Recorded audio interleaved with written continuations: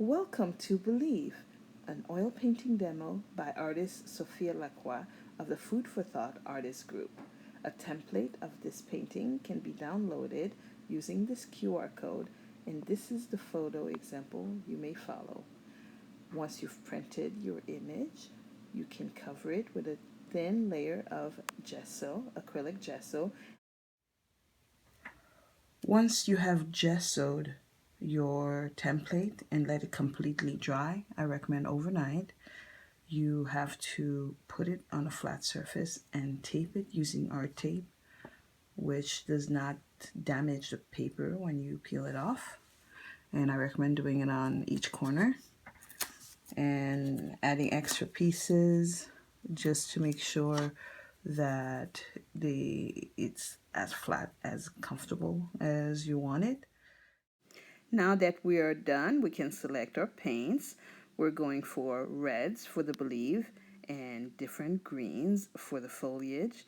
And of course you need a little bit of black and plenty of titanium white and some browns for the shadows. I use two different kinds, burnt umber and raw umber. And then a variety of nice smaller brushes. And if you're going to have brushes, you have to have turpenoid to clean them off. And of course, a palette to mix the paint. Once you have selected your painting supplies, you start putting paint down on your palette. I like to start with the background. I use my image, my example, as a guide. So as you can tell, with a lush green, there's a lot of different hues of green. I see sap green, oxide of chromium, etc. Those are the colors we selected. So you put them down. And one trick I like to use if I can't open an old tube of paint is I like to use these pliers just so that you don't really mess up your fingertips. This is another version of sap green. It's nice and dark, and that's going to really help.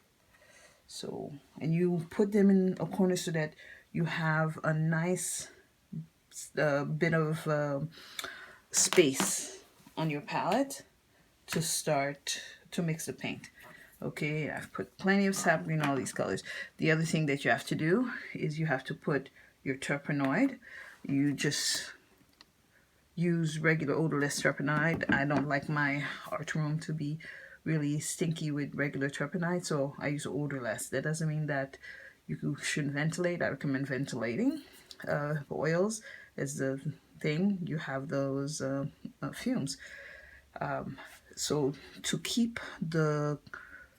mix and clean your brushes, I recommend glass containers, an old glass or an old mug.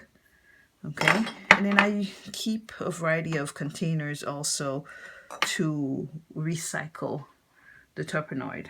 It's expensive, so you want to be frugal. And the other very important thing to keep is a nice clean piece of paper towel. So I like to break it into pieces because there's always a piece in my hand so I can wipe my brushes in between. And also so you can brush your palette knife. Okay, a little bit of purple left over from my last project. Okay, clean and smooth. Okay, then I think we're ready to paint. And here's our beautiful paint on the palette. And now, through a time-lapse video, I will demonstrate how I apply the paints. I usually put the light first and then go over it with the dark, painting the veins, referring to the image on the iPad to make sure it's as real as possible. The light with the whites and chromium, oxide of chromium.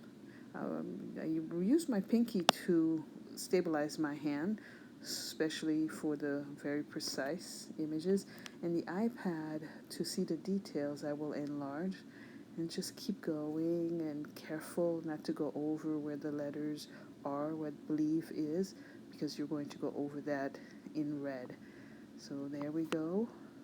All the darks, all the lights. So I just finished painting the leaves, and what every artist has to do in between is you have to clean your brush. So I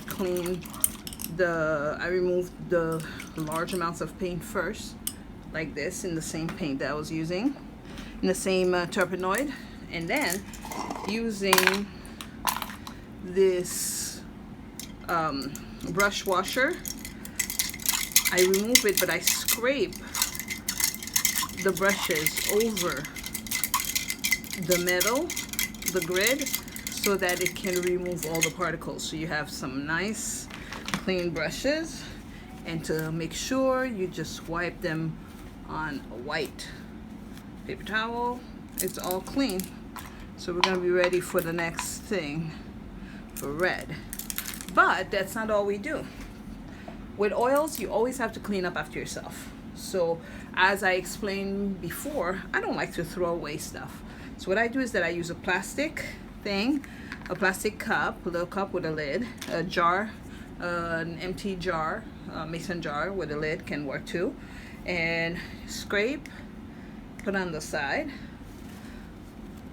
wipe in between so the colors don't get mixed. Again, on the side of the jar, wipe, and you just repeat. Can mix the colors that are close to each other. What I will do with the white though is that I will remove a bit of the white that I can still use and put it on the side, and the white, the rest, you can put aside. And this green, because it's white, is fine. You don't have to scrape in between. I mix some of the other colors a little bit just to see if there's something I can use out of this. So this makes not a bad mixture. It looks like oxide of chromium, and that could serve. So wipe again the brush. If you a little bit gets on your finger, wipe it. The size as well. Now the browns I can leave because I can use, but I'm just gonna move them over slightly so that I can clean my surface with a paper towel. So then you put this aside. So when you're done, you cover the lid. You're gonna put this in a freezer, somewhere safe, so nobody will bother it or try to get rid of it. And then now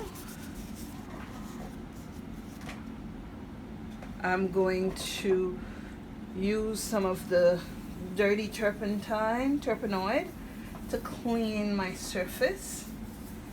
Wipe, wipe, wipe. Move your brushes a little bit, as much as you can. Then you grab another clean paper towel, wipe dry, because you don't want any kind of residue left that'll mix in with the red. Red and green are complementary colors, so together it's gonna make like a muddy color, so you don't want that. And you wipe your hands too, but don't worry about getting your hands dirty. When you're done with the whole thing, with the painting, you're gonna wash it with soap and water to remove excess paint. That doesn't work as well on clothing, so make sure whatever you're wearing is something that you don't care about. Okay, so we're gonna get ready for red. Since we're here, we might as well just have the two reds. Set that up. You're gonna put a bit of the lighter red and a little bit of the darker red. And then I put it twice because what I want to do is that I'm going to use some of the burnt umber to mix some darker color. Then I told you, I don't know if I mentioned that I like to mix red with burnt sienna. It's kind of a nice little color, so I don't know yet if that's gonna work. So you mix it with the lighter one first with the palette knife, and you're gonna put it on the side. That makes a nice color. Okay, and then with the darker hue, you're gonna mix some also. It's gonna be another tone. And then linseed oil, I have this from a huge bottle that I've had for the last 25 years from my friend Oscar Thomas, who passed away in 95. An amazing artist, and I always think of him when I use the linseed oil. So I put just a little bit here and there. Because we're doing oil on paper, it has to be very smooth. So, you know, just make a little bit of mixture, and just to use as much of the paint as we want, as we can. I use this other palette knife that I love. It's very sharp, so you have to be careful, but it scrapes everything so beautifully. And then you're gonna do the same thing here. You're gonna mix some of this liquid, so you have some good colors here. Scrape, scrape, scrape. Okay, and then we're gonna do a time lapse again so we can see how the painting is gonna go pretty fast, and we're gonna have fun. And I'm gonna turn on the TV to continue watching The Mentalist because I love it so. Okie dokie. Now that our palette has all that beautiful red paint, we're gonna paint the Believe. I usually start with the lighter colors, going through the whole thing, and then once that's done, I start applying the darkers, using the browns when necessary, mixing in with the white, some more white, using my pinky to rest, and making sure that I don't accidentally smudge on the green because that paint is still wet.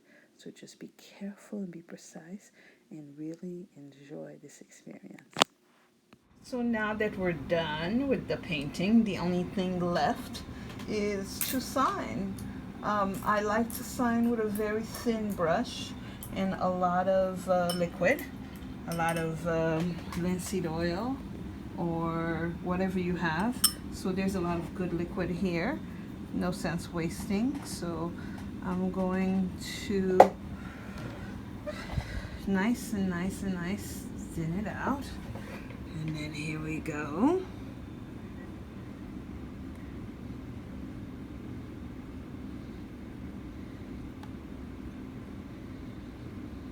After all these years, it's still hard to sign, and there it goes.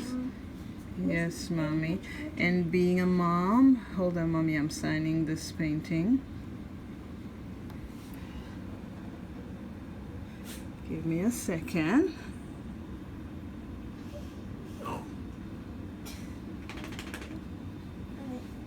Okay, mama, I'll bring you your charger.